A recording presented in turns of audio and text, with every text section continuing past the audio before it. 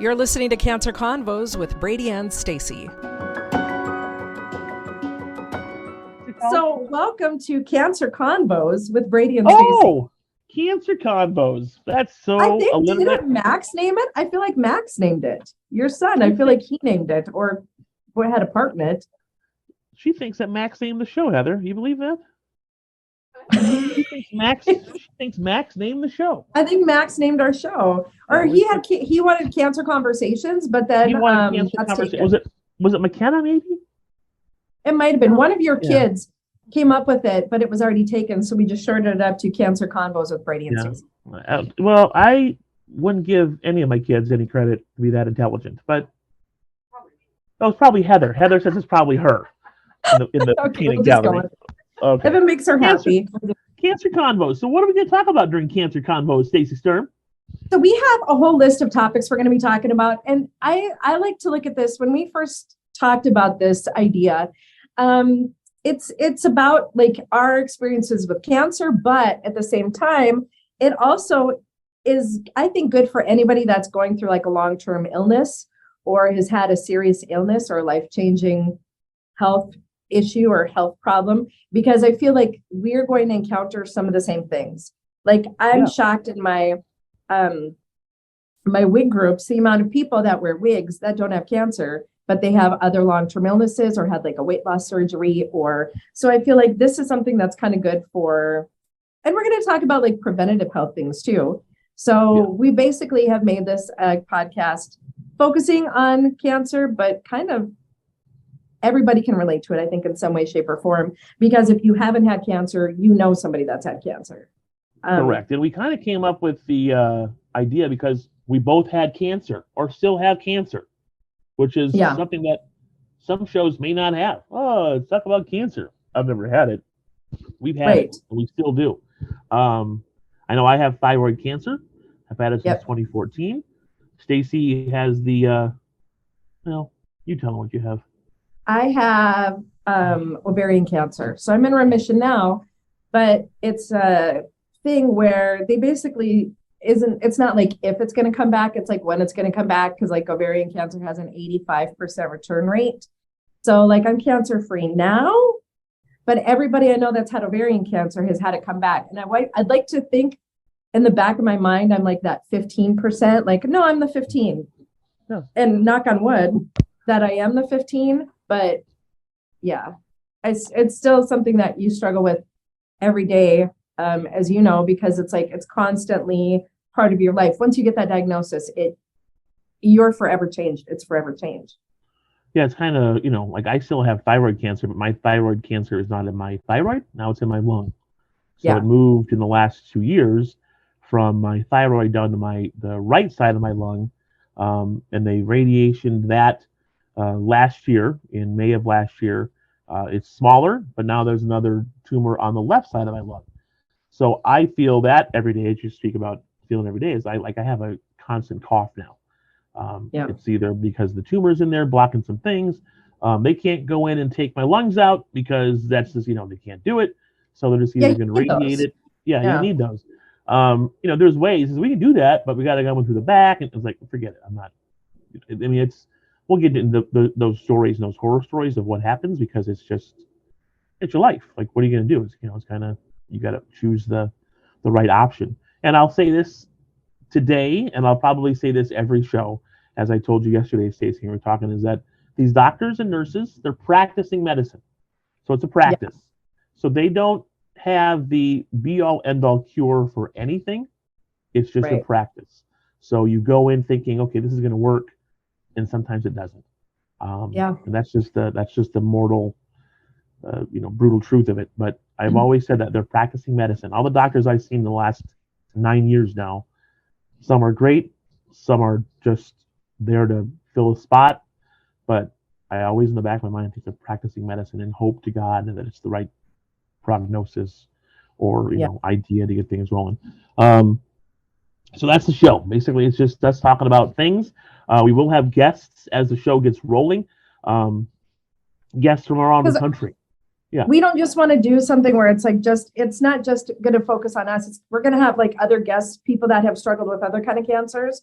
or other long-term illnesses, but then also like experts in the field. So there's so many things that go along with long-term illnesses and cancer, like skincare. All of a sudden now your teeth start falling out. You get scar tissue.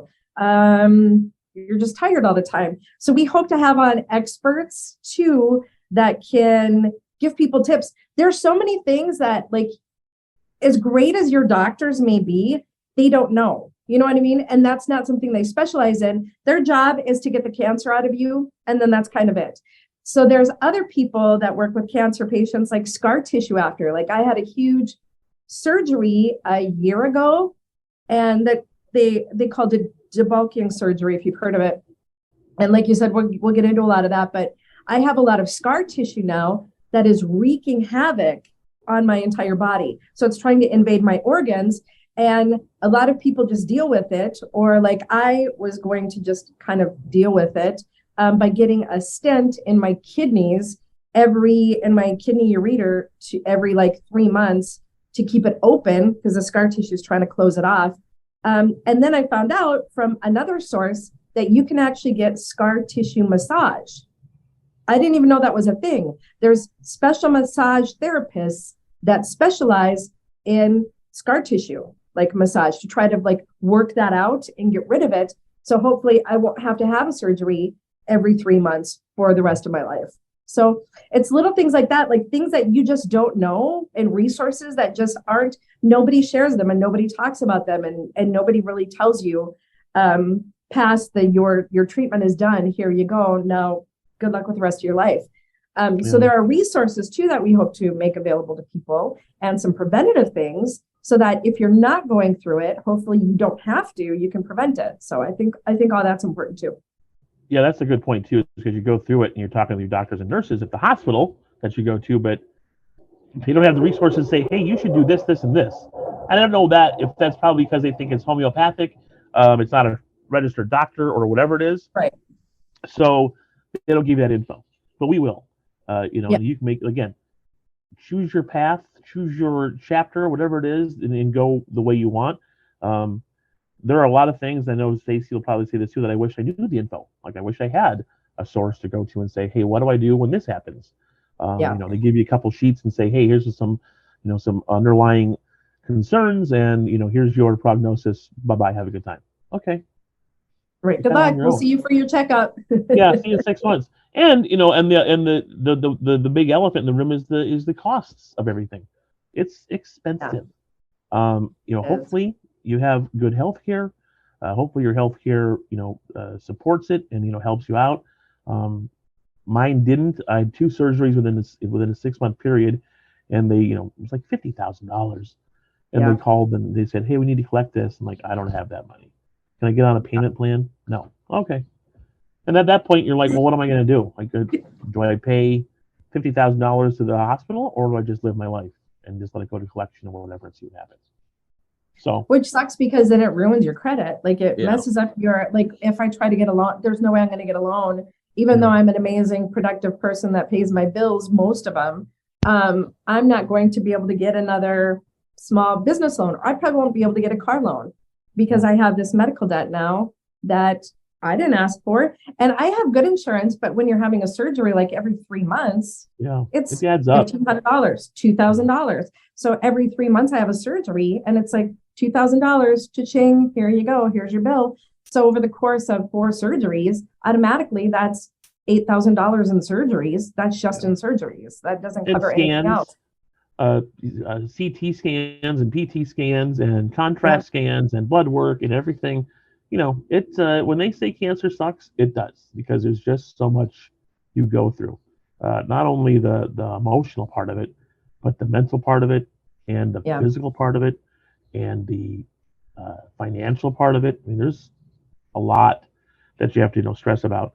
And we'll talk about that through the show, throughout how long the show goes on. We'd like to do this on a weekly basis. Yeah, we'll do it for several months, or however long it takes to get through all of our topics. And I think that they're never ending, so we'll keep going as long as we can. We'll talk to your family, talk to my family about what they did, and we have some other folks that we know that have had cancer that have passed. in the last couple of years. We'll chat with those family members, just see what they went through. 'Cause it sucks losing somebody to something you can't fight. There's no cure for. You kind of like, behind the 8 ball and you can't fix it. Like, oh, if I break my leg, I can get a cast and get it fixed. Okay, great. If I have cancer, it's just going to attack my body and never going to find it. And the crazy thing is, like, even though I beat it last year, about a year ago, it's always in the back of your mind. I think it's in the back of my mind of like, is it going to come back? I hope not. I'm doing the best I can to take care of myself and to eat well and to set myself up for success. And I'm taking daily chemo pills to keep it away. But I have to feel like my friends and my family, that enters their brain too. She beat it once. Is she going to beat it again if it comes back? So I think there's probably still a worry in the back of their mind all the time too, that they just don't voice. And we all joke about it. We all laugh about it. And we try to have fun with it. Like I'd say, I'll joke about like, ooh, I'd rather die of cancer than have to do this. You know what I mean? But in the back of my mind and back of their minds, they're probably thinking the same thing. Like, she beat it now. Is it going to come back? Is she going to be able to beat it again if it comes back? Is it going to come back different? Like you said, when cancer comes back, it rarely comes back in its original form. It comes back in your liver, in your lungs, in your stomach, in your esophagus, in your, you know what I mean? It's wherever it can find a home. Like I had my thyroid taken out, so there's nothing there. I think when I had my first surgery, I had 38 lymph nodes up there. They took all those out as well. And you walk out thinking, okay, my thyroid's gone, cancer will be great. Then you go back in 2 years later, and you're like, oh, now it's in your lungs. Like, oh, this is great because it's just found a new home. You just, okay, what's the next step? How do I get rid of it? What do I do? And again, you just hope that things are good. You're going to live your life and do your thing. And like you said, it's always in the back of your mind. Like, I have cancer. I had cancer. I hope it doesn't come back. And we've known anybody that has had it and comes back and it's either worse or it's like, oh, now you have 3 months to live. Like, oh, great. Awesome. So that's I want to share some of those stories too, to give people hope, like of the people that have had to come back like 3 or 4 times and have been cancer free for 20 years. You know what I mean? Like, I hope it's not. This is going to be as fun a show as possible with us hosting it. Oh, it'll be fun. Talking about cancer. Yeah. This is going to be the most fun cancer show you've ever tuned into. We make cancer fun, Bob. Yeah, that's right. Yeah, it's fun. But because you have to have a good outlook. Like, I know I have it. I had a scan last week, and the doctor said, "Oh, the one on your right's smaller, but now the one on your left's bigger. We'll see you in August." So between now and August, all right, let's hope that doesn't get bigger. I don't know how to stop it from getting bigger. There's no, So that's where it is. You just have an outlook and make the best of it and go from there. And that's what the show is going to do. And we're going to hopefully change some people's lives and help them have fun and get through it, whatever it is. And that's what we're doing. That's the show. There you go. What's the name of the show again? It's Cancer Convos with Brady and Stacey. So what you people didn't see is before we started the show, I had to go look up because we just been calling it the Cancer Show. We might just start calling it the Cancer Show. Yeah, that's it. It's the Cancer Show. I feel like our first show, a lot of people probably called the Cancer Show. But yes. But yeah, so we didn't actually have the title. We're like, hey, tune into the. I knew it was something. What is this? Cancer something. Yeah, cancer something. Because we're that witty.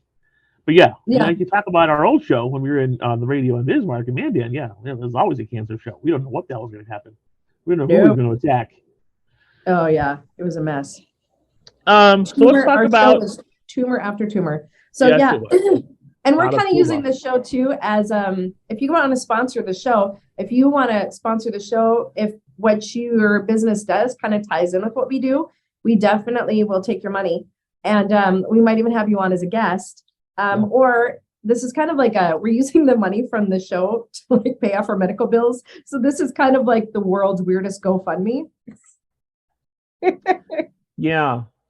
I don't think I've paid a medical bill in a couple of years, so I No. I Oh, pay because like it's all been covered. Like I hit my deductible within the first 2 months. Like, okay, this is great. yeah. I think I pay like $50 here. Yeah. I don't even know if I owe money anymore. I just keep sending them money. Just send it in, exactly. Because you know you're going to know it eventually. I'm going back Yeah. sometime. You just bank this? Yeah, put this in my banking.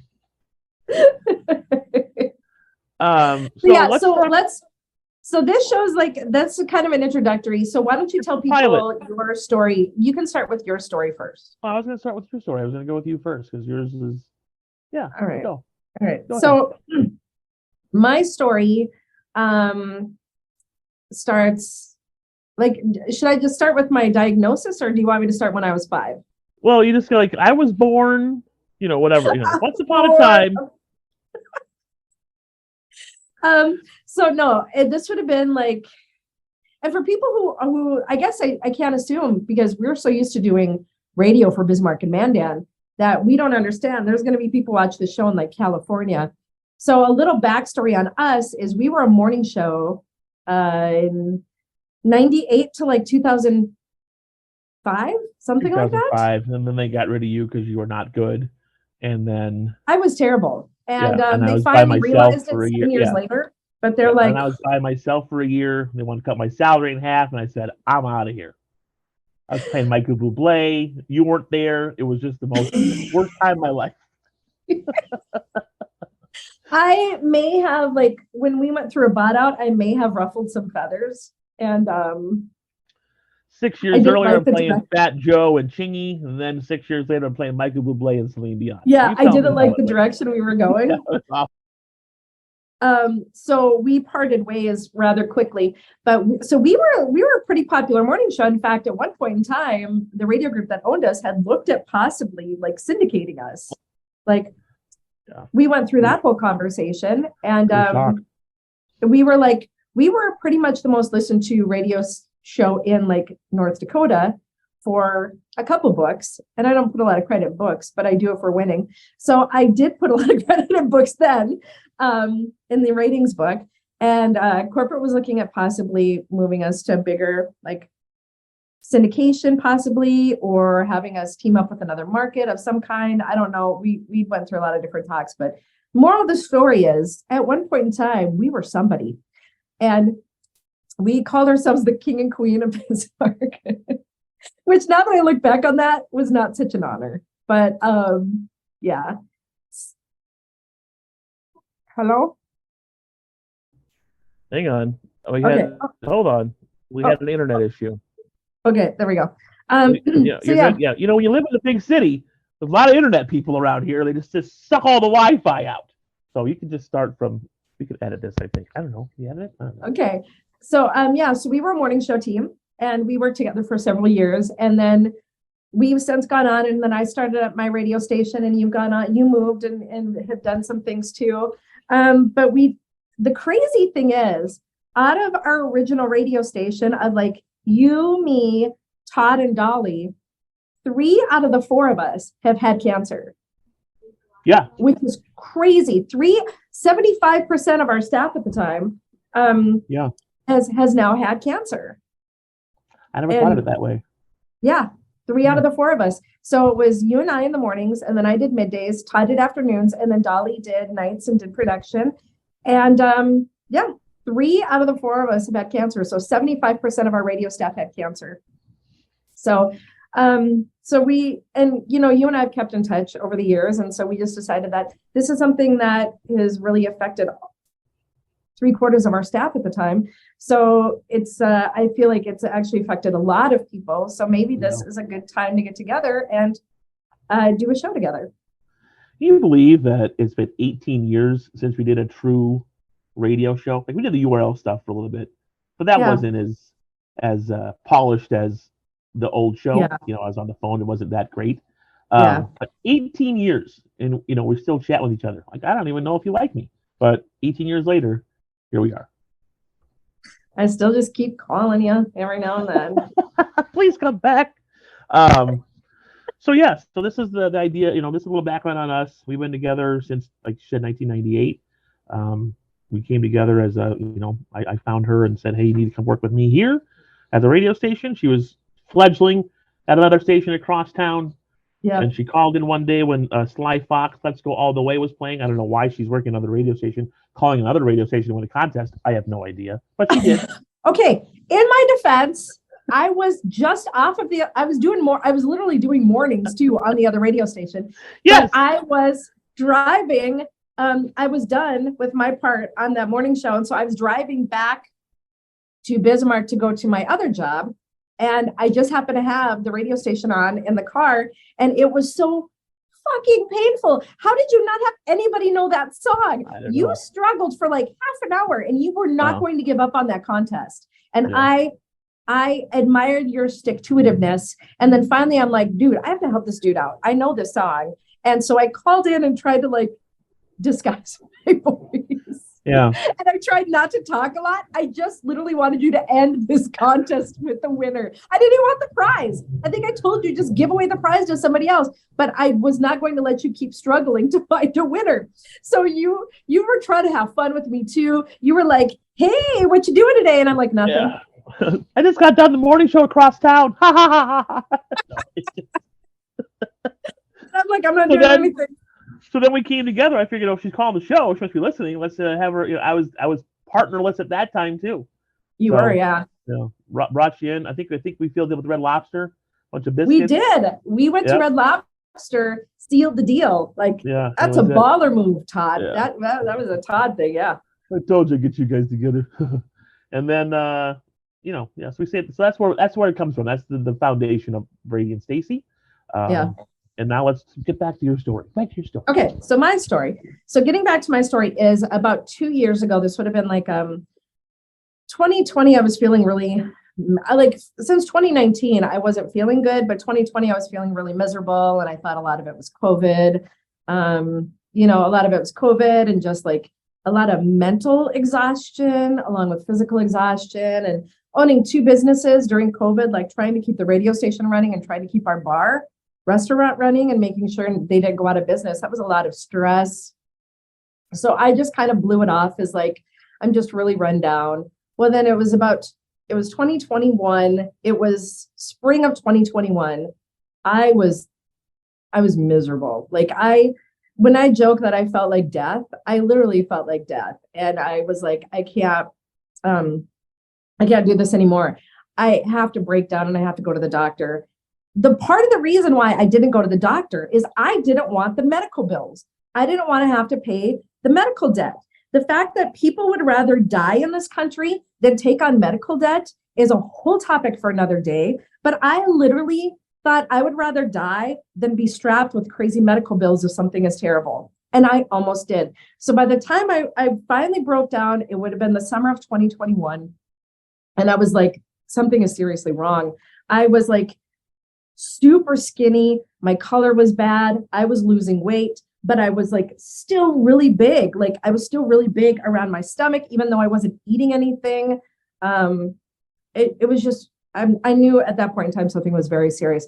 So I finally went into the doctor. A lot of people asked me like, what was your symptoms? Super tired at the time, bloated, distended belly. I literally had I looked like I was pregnant, but I thought I was just, this is what being fat is. Like I thought this is just what happens when you're fat. And then not able to eat anything. I was super nauseous. I would take 4 bites of food and be full. Like I couldn't eat anymore. Getting up to go to the bathroom like 2 or 3 times a night. I thought maybe I was just getting old. And a lot of this too, a lot of women will go through this too, where a lot of these symptoms we think are just like pre-menopause, because I'm at that age. I was at that age. So I thought this is just like pre-menopause symptoms, hot flashes, frequent urination, not feeling good, feeling flushed, feeling sick, not having energy. A lot of these symptoms are things that I kind of wrote off as, well, I'm premenopausal, so maybe I'm just kind of going through that. And then I went to the doctor, and I could tell right away when he examined me, like something was seriously wrong. And he said, well, I have good and I have bad news. So you're one of 2 things. You're either pregnant or there's a tumor. And I said, here's hoping for the tumor. I said, fingers crossed it's a tumor. And not a tumor. Yeah, it is not a tumor. So I had a 12-pound tumor on my left side, and I had a 2-pound tumor on my right side. And I know you ask, like, how did it get to the point where you basically had a bowling ball in your stomach, like in your lower region, and you didn't even realize it? You explain it away. I don't know how to explain it. This is not unusual. This happens to a lot of people that get diagnosed with ovarian cancer, because the issue is there's no detection for ovarian cancer until you have an ultrasound. That's the only way. So you can go in for all of your lady exams, your female exams, and get that done. It's not going to pick up on it until it gets big and you have an ultrasound. So that's why so many people are diagnosed with stage 3, stage 4 ovarian cancer, because you don't know, there's no test for it, and you don't know it until it's so big and it's so out of hand, which is why the mortality rate for ovarian cancer is so high, is because by the time you get diagnosed, it's late stage. And so we did the testing, and then he's like, yeah, it's definitely a tumor, but now don't panic, because not all tumors are cancerous. Well, it turned out that it was cancerous, and I was so lucky. He immediately said, beyond us, you need to go to Mayo. And so I met with some cancer doctors here that worked with Mayo to get a pre-treat, because my tumor was so big, Mayo couldn't remove it at that point in time, or didn't want to. They wanted to shrink it down a little bit and kill off as much as they could before they went in for the surgery. So I had to go through, I did 16 rounds of chemo. I forget what the lingo is, but I sat in the chemo chair 16 times, and then they were able to do the surgery where they took out my all my lady parts, and they took out my spleen, they took out my appendix because it had spread everywhere. They shaved off some of my stomach lining, they shaved off part of my esophagus, and they did the major surgery. It was 8.5 hours or so, and they got as much of it out as they could. And then I just had to go through chemo 4 more times as like a preventative measure to get anything that surgery didn't get. And now I've been in remission, and I take a daily chemo pill twice a day. I take a chemo pill that is $22,000 a month. Wow. But if I don't take it, 100% it's going to come back. And my oncologist said, it's true. Like, if you don't take this pill, it's almost positive it's going to come back. So you take this pill to keep it away, and probably have to take it for like the next 10 years. Wow. So it's not like it's going to be a quick fix. It's going to be like another probably 8 to 10 years I'm going to have to take something. So. Yeah. So is that covered by insurance? Part of it is. Yeah. And then basically then what I did is the part that isn't covered by insurance, I said I had to call the drug company and be like, hey, drug company, I'm super broke. I can't pay the $8,000 a month that you didn't cover for this pill. And they're like, okay, well, you said the magic word. And so we can do a patient care plan. But basically that's like month to month, it has to get approved. And then it kind of makes me a guinea pig. If there's another drug that they want to use on me instead, I have to take that. So you can't use GoodRx? I'm just kidding. Yeah, I know. But it's kind of cool. So cancer has come a long way. Like, cancer research has come a long way. This pill that I take, it's special. They took all my tumors, they dissected them, they tested them, they did all the genetic testing on them. And the pill is like specially formatted for me based on my tumors. So cool. It's not like over the counter, like Sudafed or something like that. Like Correct. This pill that's formulated for my body. So I think that's probably why it's so expensive. But yeah. I can't take the same pill. You can't. Yeah. No. That's a good thing. You could. It's just not going to do anything for you. Probably. Correct. Yeah, this is awesome and expensive. Neither did you want to take it. Like the side No. effects to the pill are real. The Oh. side effects of the pill I struggled with more than the side effects of my chemo. Oh. Yeah. So my story is not as, I guess, extravagant as yours. Is my story extravagant?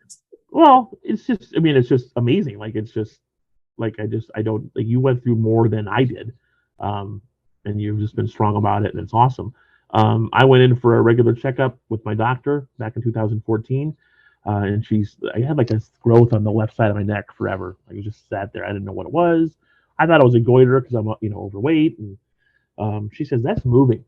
Since the last time you were here, that has moved. And I said, oh, that's weird. She goes, let me set up with an oncologist and have you get that checked out. Like, have it checked for whatever, cancer, whatever. So I got the shot. They did the tumor check, and sure enough, it was cancer. And it was just enough, close enough to my thyroid that had infected that as well. So then they, deemed you with thyroid cancer. Mm-hmm. So went in October of that year, 2014, had my thyroid taken out, and then they noticed there was, like I said earlier, 38 lymph nodes in there. So I had I had a surgery in August of 2014. Went back in October of 2014, had the lymph nodes taken out, and the goiter was gone. Everything was great. Went home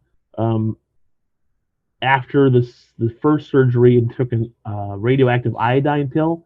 And Stacey and I talked about this yesterday. Like, you're sitting there in this office, and the doctor goes, okay, they're going to be here in a little bit with your radioactive iodine pill. When they get here, you're going to drink the water that's on the desk there, and then you're going to get up and swiftly leave the hospital. Okay. Run. Don't talk to anybody. Yeah. And he goes, because you'll be radioactive. And I said, okay. And it says, when you get home, you're going to quarantine for 3 days in a room away from your family.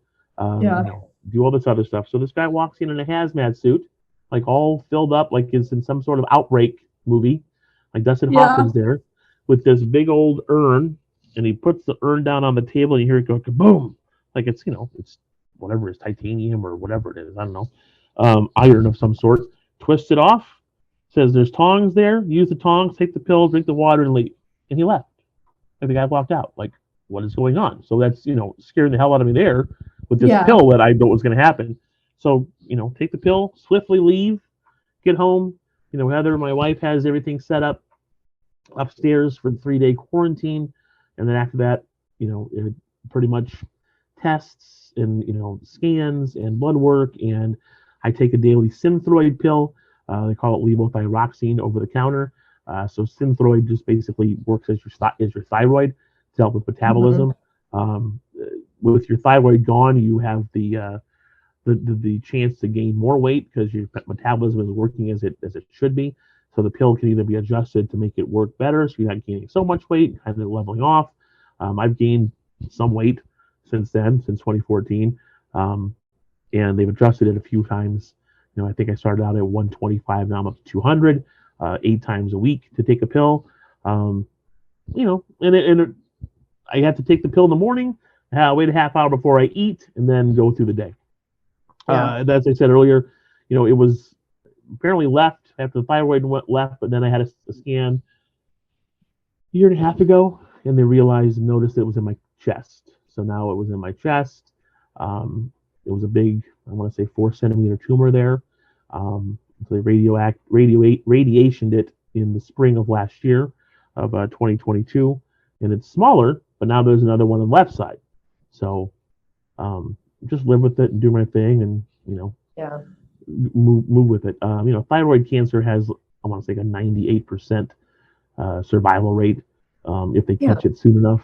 But it's still cancer, and now it's in my lungs. So it's, like I said earlier, I have a cough because of it. I cough a lot. They say that's because, it's blocking my esophagus or getting the serum. But, if it gets any closer, they'll do other, means to fix it. Okay. So that's why I say mine isn't as extravagant as yours, because it's just, I have my mortality rate is a lot higher, or lower, I guess.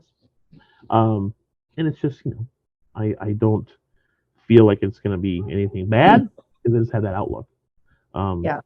So, but yeah, that's my story. And, and we have plenty of horror stories from the time we were diagnosed to where we are now with doctors and procedures and everything else. And that's what the show is going to be about on our end, telling our stories, and on other people's ends as well to tell their stories, whether it be they've lost someone. It's going to be heartfelt, a good show, but we're going to make it fun too. Like, we're not going to just dwell on it and, oh no, here comes the Grim Reaper. Woe is me. Yeah. You got to have a good outlook on things. I have a good support system. Heather is amazing, and the kids are the kids. That's about it. And I've also added other things as well to my repertoire of pills and drugs. Like, I'm on Zoloft now for depression and anxiety. I have a gout pill I take and take a high blood pressure pill. It's just all the things that, I guess, combine as you get diagnosed and things pop up. Because you're going to the doctor all the time. Oh, you have this. Oh, you have this. Oh, look at this. Like, I feel like maybe it's like the pill of the week. They're like, hey, we need to really push that gout med. Well, I don't know. But I said, I went last week and they go, let's go through your medications and this whole list. So, yeah, that's what I take. I'm like, yeah. I never thought I'd have one of those pill things for the pill a day, like my grandma and grandpa used to have when I was a kid. Yeah. So I have that, and so that's what it is. So there you go. So I have it's funny we're talking about our support system. The funny thing is, like, what was the first thought you had when you were diagnosed with cancer? Crazy enough, mine was not even like, oh no, this is bad. It was like, what am I going to tell my kids? Like, I don't know why I thought, how am I going to tell people? What am I going to tell my kids? How am I going to tell my parents? Like, how am I going to tell my family? That was the number one concern I had when I got diagnosed, and not like, am I going to be okay? Because of course I'm going to be okay. Like, that's my thought. I'm like, it's not an option to not be okay. So I'm going to be fine. But yeah, so that was my first thought when I got diagnosed with cancer was, God, what am I going to tell my kids? How am I going to tell them? They, funny story, they called me on the phone and told me I had cancer. The doctor called. I guess they kind of did with me too. They basically told me, it's likely, but they didn't tell me like everything. Oh, they did. Like, I answered the phone and like, oh yeah, you have cancer. And I was in my kitchen and I fell to the floor. Like, I just fell to my knees because, oh my God, I have cancer. Because, you don't know what to think.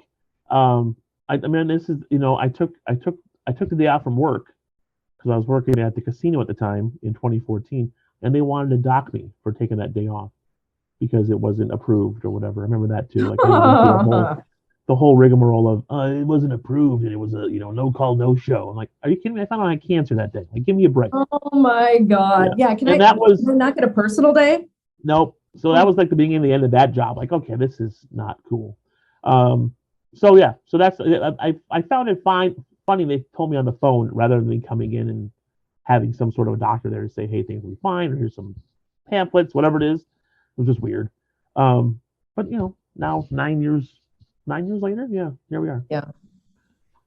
That's crazy. Yeah. The funny thing is, this tells you, like, I wasn't shocked when they told me I had cancer because, like, I knew it was something severe. And my life at the time, here's the crazy thing. I don't smoke. I never smoked. I own a bar, but I rarely drink. Like, I'm not a drinker. Yeah, my diet absolutely could have been better, but it wasn't terrible. I'd been active. I always taught dance and I always was a relatively active person. So it's not like I lived an absolutely terrible life, but the stress, I think. And so as I'm sitting there thinking, man, what my lifestyle isn't that bad. What could it possibly be the stress like that caused this? And then I'm like, oh, I guess I don't have time to think about that. I have to go plan Urban Harvest. Yeah, you're stressed. Yeah. Harvest. Right from that appointment, when I found out I had cancer, I went from that appointment where I found out I had cancer to a street fair that I was organizing in downtown Bismarck called Urban Harvest, where there's dozens of vendors and 2,000-3,000 people usually come every Thursday and listen to music and eat. So I got to go work that in like 100-degree heat.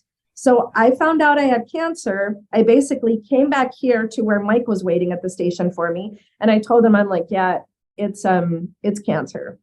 And I'd like to talk about it, but I have to go work the street fair now. So it's like, And then I'm like, oh, maybe it is the stress that caused the cancer. When I look at my life, I was like, you are stupid crazy. I didn't have but 10 minutes in my life to myself. It was constant go, go, go, go, go. It was like always like planning this, selling that, doing this event, that event, doing this other thing, running my kids around. Like it was constant. And so it's funny that I sat in the doctor's office and questioned, like, man, how did I get cancer? I don't have time to think about that right now. I better go to work. Now we know why. Yeah. Right. Yeah. Oh. So if you want to sponsor this show and be a sponsor or have a weekly segment or something like that, let us know. Stacy's in charge. How do they get in touch with you? They can email me, Stacy, STACY at urlradio.net. That's my radio station, Stacy at urlradio.net. Or they can also call here at 701-751-0838. Or you can message us on message URL Radio on social media. And we have like sponsorship packages where you can be a super active contributor and actually be like on the show with us. If you feel like your business is conducive to that, like that would be a good fit for you.